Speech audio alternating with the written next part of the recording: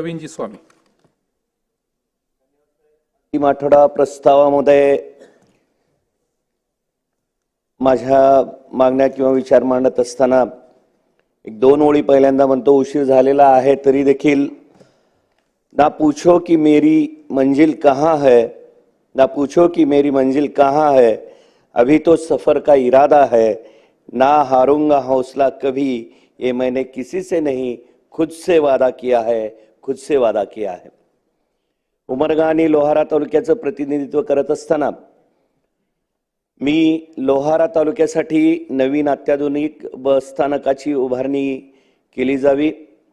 गेली अनेक वर्ष राज्यातील जवळपास 28,000 ग्रामपंचायत कर्मचारी कार्यरत आहेत. त्यांचे इतर शासकीय कर्मचारीप्रमाणे वेतन श्रेणी सर्व लाभासह मिळावेत.